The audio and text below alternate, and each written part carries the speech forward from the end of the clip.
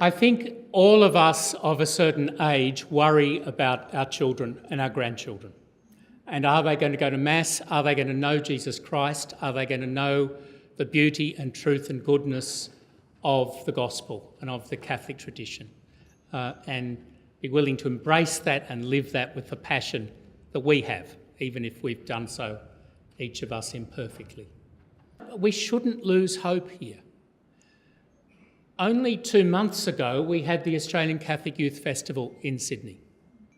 It was a wonderful experience for our kids. I don't know if you know any young people that have come back from it, who've talked about it. But just to give you two little stories, I could give you hundreds, but in the plenary at the end of the second day, we had Eucharistic adoration and benediction.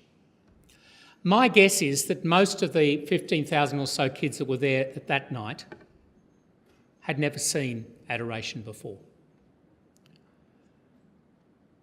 For half an hour, in total silence, they were so reverent, on their knees.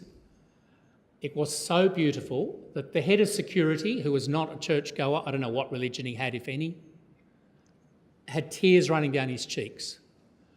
He was so impressed, because what goes on at the Kudos Arena is not always quite so silent or prayerful as what he saw that night with those kids before the Blessed Sacrament.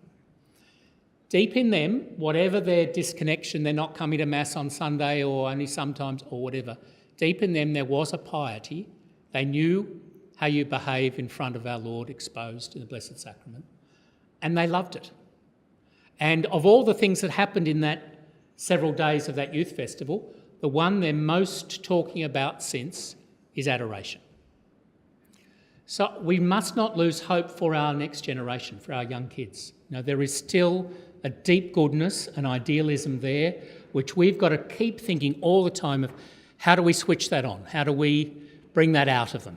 How do we encourage that when there's a little flame of it flickering in them? Never lose hope for them.